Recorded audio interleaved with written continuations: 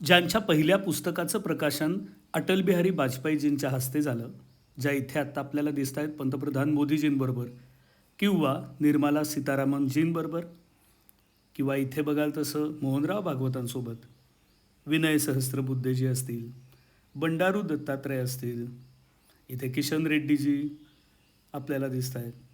या सगळ्या पुस्तकांच्या ज्या लेखिका आहेत किंवा संपादिका आहेत त्या आहेत विद्या देवधर. हैदराबादच्या मराठी सांस्कृतिक जीवनाचा त्या महत्त्वाचा एक कणा आहेत आणि त्यांनी अनेक वर्ष हैदराबादमध्ये मराठी भाषेची, साहित्याची आणि संस्कृतीची धुरा अत्यंत समर्थपणे पेलली आहे. अनेक थोरामोठ्यांमध्ये ज्यांची उठबस असते अशा विद्यार्थ्यांचं व्यक्तिमत्व मी जेव्हा त्यांची मुलाखत घेतली तेव्हा मला अतिशय निगर्वी, सरळ, साधं असं वाटलं. त्यांची बुद्धिमत्ताही तीक्ष्ण आहे, त्यांची निरीक्षणंही चोख आहेत आणि त्या बऱ्यापैकी थेट देखील बोलतात. पंचधारा हे आपल्याला सगळ्यांना, साहित्यप्रेमींना माहीत असलेलं मासिक हैदराबादमधनं अनेक वर्ष प्रसिद्ध होतं आहे. त्याचं ते आता संपादन करतात. अत्यंत नेटानी, निगुतीनी आणि शिस्तीनी लेखन, वाचन आणि संपादन करणाऱ्या अशा या विद्या देवधर. पूर्वी जेव्हा इंटरनेट नव्हतं तेव्हा हैदराबाद हे खूप लांब होतं. आत्तासारखं तिथे हायटेक सिटी नव्हती. आत्तासारखं सहज शताब्दी किंवा विमानातल्या 1 तासाच्या प्रवासाने महाराष्ट्राबरोबर संपर्क नव्हता. तेव्हा त्या पूर्वीच्या काळात विद्या देवधर तिथे गेल्या, पण त्यांनी त्यांची मराठी भाषा आणि काम यावरचं काम काही थांबवलं नाही. इथे तुम्हाला दिसतील त्यांचं संपादनाचे पैलू आपल्याला आत्ता दिसत आहेत. अनेक कोश त्यांनी संपादित केले ज्याच्यावर पुढे आपण एपिसोडमध्ये बोलणार आहोत. अनेक महत्त्वाची जी मांडणी आहे ती या तुम्हाला कोशांमध्ये दिसेल. मी त्यांच्या घरी गेलेलो माझ्या हैदराबादमधल्या लेह पश्चिमा कार्यक्रमाच्या आधी, जो तिकडच्या परिषदेनेच ठेवलेला होता, आणि त्यांच्या अनेक पुस्तकांवर आणि अनेक लेखनाच्या पैलूंवर छान बोलण्याची संधी मिळाली. आमच्या हातात वेळ कमी होता, पण तरी हा एपिसोड आम्ही सिद्ध केला आहे. शूटिंग करताना देखील खूप मज्जा आली. बघूया आजचा बुक ब्रो.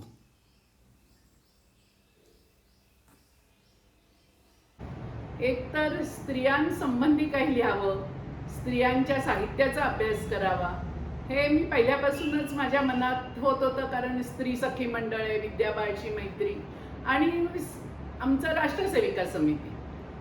पण त्यानंतर अभ्यासाला म्हणून बसल्यावर त्याला एक निश्चित अशी दिशा आली आणि मग पहिल्यांदी तर एका पाठोपाठ एक एम.फिल, मग पी.एच.डी. मग पी.एच.डीला माझा विषय होता स्त्रियांच्या कादंबऱ्यातील समाज प्रवृत्ती आणि मग सामाजिक गोष्टीत इंटरेस्ट असल्यामुळे मग त्याचं पुन्हा पुढे पुस्तक केलं. एक चांगली आनंदाची गोष्ट म्हणजे ह्या माझ्या पहिल्या पुस्तकाचं प्रकाशन अटलजींनी केलेलं आहे आणि त्यांना खूप आनंद झाला की विद्यांनी लिहिलं आहे, कारण तेव्हा माझे वडील नव्हते, त्यांचे मित्र. हे एक मला वेगळं आत्ता इथे पुस्तक दिसतंय, दीपस्तंभ, आणि एक कोणीतरी छान तिथे एक नेता भाषण करतोय, त्याच्या पणती इथे आहे. भगवा झेंडा आहे, पणती आहे, असं सगळं आहे आणि अर्थातच भारताचा सगळा नकाशा आहे. हे कशाविषयी पुस्तक आहे मला तुम्ही सांगा. हे मला का कोण असतो, मला असं वाटतं की हे तुमच्या हृदयाच्या जवळचं पुस्तक आहे. हो, तुम्ही इतकी पुस्तकं लिहिलीत, याच्यावर आम्हाला सांगा. कारण दीपस्तंभ. यामध्ये काय आहे की माझ्या अनुभवाला धरून लिहिलेलं पुस्तक आहे. हे माझ्या वडिलांची गेल्यावरची शताब्दी होती आणि त्या निमित्ताने मी 12 लेख लिहिले, दरमहा एक लेख. वा. त्यांच्याबद्दल लिहिण्याचं कारण असं आहे की भारतीय जनसंघाच्या स्थापनेच्या पहिल्या कार्यकारिणीत ते होते आणि श्यामाप्रसाद मुखर्जींबरोबर ते काश्मीर सत्याग्रहात होते. हो, त्यांचं आणि नाव त्या आपल्या सगळ्या मधुकरराव, दर्शकांना सांगितलं तर बरं. मधुकरराव महाजन असं माझे वडील, आणि ते जेव्हा भारतीय जनसंघ स्थापन झाला आणि त्याचं पहिलं अधिवेशन मुंबईमध्ये झालं 54 मध्ये, त्याचे सुद्धा सगळं त्यांच्याच नेतृत्वाखाली झालं. त्याशिवाय मुंबईतला जनसंघाचा पहिला उमेदवार म्हणजे मधुकरराव महाजन. अच्छा, आणि बरं. संयुक्त महाराष्ट्र समिती बरोबर आपण अलायन्स केला पाहिजे यासाठी त्यांना जनसंघाच्या नेत्यांकडे आग्रह धरावा लागला. तेव्हा युतीचा पहिला जे काही बीजारोपण आहे ते त्यावेळेला त्या ठिकाणी 57 मध्ये झालेलं आहे. त्याशिवाय गोवा विमोचन समितीत ते सहकार्यवाह होते आणि दादरा नगर हवेली आंदोलनाचं सगळं काम ते मुंबईत राहून पाहत होते. गोव्यात लोक सांगत होते की महाजन कुठे आहेत, आणि घोषणा होती महाजन म्हाळगी करे पुकार, गोवा छोडो सालाजार. आणि सुधीर फडके हे त्यावेळेला म्हणजे बाबासाहेब सगळेच त्यांच्या जवळचे.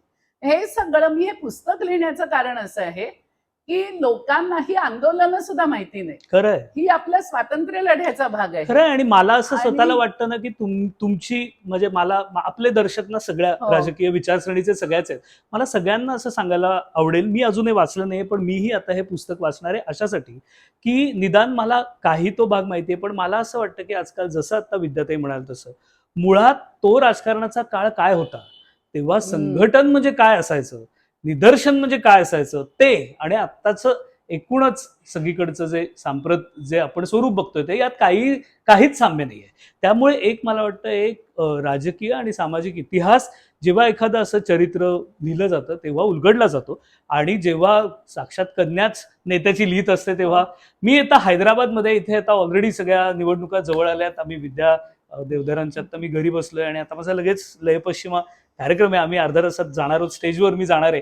त्याच्या आधी बुकब्रो करायचंच होतं म्हणून हा मी आता एपिसोड करतोय. एक मला फक्त दीपस्तंभ बरोबर ना अजून हे तुमची 2 अनुवादित आणि तुमचं जे संपादनाचं काम आहे त्याच्यावर मला एक तुम्हाला विचारायला आवडेल. हे इथे ना एक राणी गाईदिन्यू म्हणजे हे नावही कधी आपण ऐकलं नसतं, उच्चारही आपल्याला करता येत नाही. मला कधी कधी असं खरंच वाटतं की आपण किती परका इतिहास शिकतो आणि आपल्याला आपल्या देशातली नावं माहित नसतात. त्याचं क्लासिक एक्झाम्पल मी आता दाखवलं की मला ते नाव वाचता आलं नाही, तुम्हालाही येणार नाही, इतकं काही खुश होऊ नका. हे तुम्ही अनुवाद केलेत दोन्ही. एक अजून एक भारतीयांची अतिप्राचीन यात्रा विश्वव्यापी, ही अशी 2 सुंदर पुस्तकं दिसतात. हे का अनुवाद करावेसे वाटले तुम्हाला? हे काय आहे, विश्व मराठी साहित्य संमेलन हैदराबादला झालं तेव्हा मला असं वाटलं की जगभरातले मराठी लोक येतील, खरंय त्यांना हे माहिती पाहिजे की भारतीय जगभरात कसे कसे पोचलेत, आपले पहिल्या लोकांनी काय काय विदेशात जाऊन काम केलंय आणि आपली आता काय, आपण कशा तऱ्हेने आपला मार्गक्रमण करायचं. वा. तर प्रत्येक लिहिण्यामध्ये माझ्या काहीतरी किंवा अनुवादामागे ती योजना होतीच. गाईन दिल्लीचं जे पुस्तक आहे ते म्हणजे तिचंही नाव आम्हाला समितीमुळे माहिती, पण लोकांना कोणालाच कधीच माहिती नव्हतं. मग हे जगदंबिका मल्लचं पुस्तक NBTनी केलं होतं, नॅशनल बुक ट्रस्टनी. मग मी त्यांना विचारलं की बाबा हे मला मराठीत करावं असं वाटतंय, मी करू का हे? आणि त्यांनी मला करायला दिलं आणि मला फार बरं वाटतंय. वयाच्या 17व्या वर्षी या बाईला इंग्रजांनी पकडलं आणि त्यानंतर 17 वर्ष इंग्रजांच्या तुरुंगात होती. 1947ला आपण ऑगस्टमध्ये झालो स्वतंत्र, ऑक्टोबरमध्ये या बाईंना सोडलंय. इतका त्यांच्यावरती राग होता कारण तिने मिशनऱ्यांच्या ऍक्टिव्हिटीजना विरोध केला होता.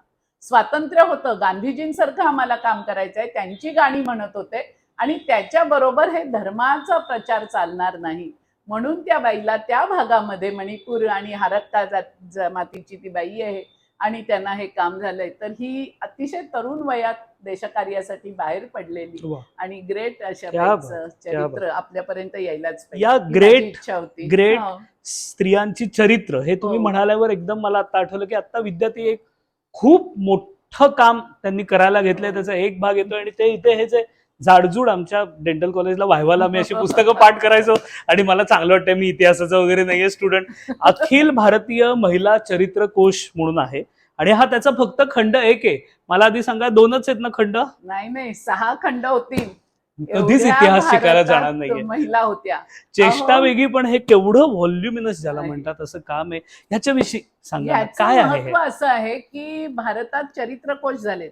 आपल्याकडे दिवेकर शास्त्रींचा चरित्रकोश 10 व्हॉल्यूम मध्ये आलेला आणि त्यात 100 सुद्धा बायकांची माहिती नाहीये.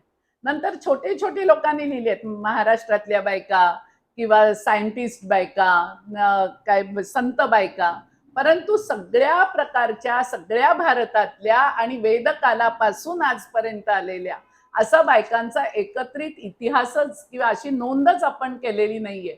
आणि ती करणं भारतीयांच्या दृष्टीने, महिलांचं आत्मबळ वाढायच्या दृष्टीने, समाजाचं महिलांकडे बघण्याचा दृष्टिकोन बदलण्याच्या दृष्टीने आणि जगाला सांगायचंय आम्हाला की भारतात इतक्या विविध क्षेत्रातल्या आणि अशा तऱ्हेच्या महिला होत्या, तेव्हा भारत महिला विरोधी नव्हता. एक काळाच्या प्रसंगात वेगवेगळ्या परिस्थितीमुळे काही काळ आमच्या महिलांचं शिक्षण वगैरे थांबलं, परंतु आमच्याकडे स्त्रीला खरोखरच शिक्षणाची सुरुवातीपासून मुभा होती. ते स्वतः त्या उपाध्याया होत्या, त्या ब्रह्मवादिनी होत्या, शंकराचार्यांबरोबर मंडन मिश्रांची पत्नी होती आणि हे तेवढंच नाही थांबत आहे बरं. जशा राण्या सर्व प्रांतात होत्या, कायद्याच्या निमित्ताने माझा अभ्यास झाला होता, हम्म. त्याचप्रमाणे अभ्यास करणाऱ्या, संशोधन करणाऱ्या जैनाथ तीर्थंकर म्हणजे महावीरांना भेटलेली रेवती नावाची आहे, ती फार्मासिस्ट आहे. तिच्याबद्दलची माहिती आपल्याला मिळते. तेव्हा ही माहिती पहिल्या खंडामध्ये फक्त इसवी सनापूर्वीचा कालखंड आहे आणि वेद, उपनिषद, रामायण, महाभारत, पुराण आणि जैन आणि बौद्ध यांच्या वेळची ज्या पुस्तकातली माहिती तीच मुळी 450 बायकांची माहिती आहे. तेव्हा हे काम मला केलंच पाहिजे आणि ते मी करीन असं आता तरी नक्की. तुम्हाला शुभेच्छा या तुमच्या. हा फार हो. महाकाय प्रकल्प असणार आहे. हो, म्हणजे हो, हातात हो. एकच खंड जो बघू नये. मला अजून खरंच वाटतं 2च आहेत, पण नाही चेष्टा करतोय. पण खूप तुम्हाला मनापासून शुभेच्छा. आणि वाचक म्हणून आधीच आपण विद्यार्थ्यांचे हो. आभार मानले पाहिजेत की असा एक त्यांनी हा म्हणजे काय म्हणतात त्याला की ज्या अर्थाने ज्याची सामाजिक नितांत गरज आहे असा, आणि ज्यामध्ये आपण नेहमी डॉक्युमेंटेशन मध्ये हो. मार खातो भारतीय अगदी. ओव्हरऑल. म्हणजे जे युरोपियन लोकांकडनं शिकण्यासारखं आहे अमेरिकन लोकांसारखं ते हे, तर हे त्या निमित्ताने एक जे महत्वाचं डॉक्युमेंटेशन होऊन जाईल. त्याच्या बळावर अजून पुढे 200, 300, 400 वर्ष जे अभ्यासक येतील त्यांना हे मोठं मला वाटतं अगदी. रेफरन्सचे बिंदू राहतील आणि त्याचा अगदी. फायदा होईल. त्यामुळे आज आता आपण माझ्या लय पश्चिमा कार्यक्रमाला पळूया. पण तेवढ्यातल्या तेवढ्यात आम्ही हा विद्यार्थ्यांबरोबर केलेला एपिसोड जरूर आपला चॅनल अशूस ट्यून तो सबस्क्राईब करा, शेअर करा. हा एपिसोड तुम्हाला नक्की आवडेल. हैदराबादची जी मंडळी त्यांनी तर हा नक्की शेअर करा. I don't want anyone not sharing this by default. चलो बाय. पण मला एक बोला. सांगायचं होतं की हा जो लय पश्चिमा कार्यक्रम आहे तो आम्ही ठरवलाय मराठी साहित्य अरे परिषदेतर्फे. हो, खरंच आहे. आणि मराठी साहित्य परिषदेचं काम खूप मोठं आहे. गेली 60 वर्ष काम चाललंय. गेली 35 वर्ष मी पंचधाराच्या संपादक मंडळात आहे. सेतू माधवराव पगडींचं 12,000 पृष्ठांचं 8 व्हॉल्यूम मधलं काम त्यात मी सहसंपादक म्हणून काम केलंय. नांदापूरकरांचे आम्ही 2 व्हॉल्यूम काढले समग्र साहित्य, त्यात सहसंपादक काम केलंय. आणि पंचधारेचा प्रत्येक अंक हा विशेष अंक असतो. वेगवेगळा विषय घेऊन आम्ही लोकांपर्यंत येतो. मेधावी विशेष अंक आहे, गझल विशेष अंक आहे, शंकर रामाणी विशेष अंक आहे. हे अलीकडचे गेल्या 10 वर्षात. वा, पण वा. तेही खूप वेगळं महत्वाचं आणि बृहन महाराष्ट्रात किंवा महाराष्ट्रात सुद्धा फार दुर्मिळ दिसणारं असं खरंय. हे काम आहे. खरंय, फक्त खरंय. आपल्यामुळे आम्ही लोकांपर्यंत आता पोहोचू. नाही, याचा आम्हाला आनंद तुमचं आहे. तुमचं काम तुम्हाला ऑलरेडी सगळे लोक हो. तुम्हाला ओळखतात. पण नाही. मला असं खरंच वाटतं की हैदराबाद सारखं शहर जे खरंच म्हणजे अनेक अर्थाने इथे मराठी टिकवणं आणि हे करणं सोपं नाही. म्हणजे शेवटी कुठल्याच खरं तर मराठी प्रांताच्या बाहेर मराठी टिकवणं सोपं नसतं. तर ते सातत्याने अनेक वर्ष विद्यार्थी आणि त्यांची सगळी त्यांनी टीम तयार केलेली अख्खी ते छान मस्त काम करतायत. त्यामुळे आता मला कळेलच आपण कार्यक्रमाच्या ठिकाणी गेलो की काय कसं आहे. पण मूळ जाण्यापूर्वी पुन्हा एकदा सांगतो की जर कधी तुम्ही कुठल्या दुसऱ्या राज्यात किंवा याच्यात राहत असाल तर आपल्या भाषेला विसरू नका. आपल्या भाषेसाठी काम करा आणि त्याच्यासाठी विद्यार्थ्यांचा आदर्श डोळ्यासमोर ठेवा. कधीतरी तुमचा काही वर्षानंतर पंचधाराचा विद्या देवधर विशेषांक येईल अशी आपण आशा करूया. आणि आजचा एपिसोड थांबूया. चलो बाय बाय. नमस्कार.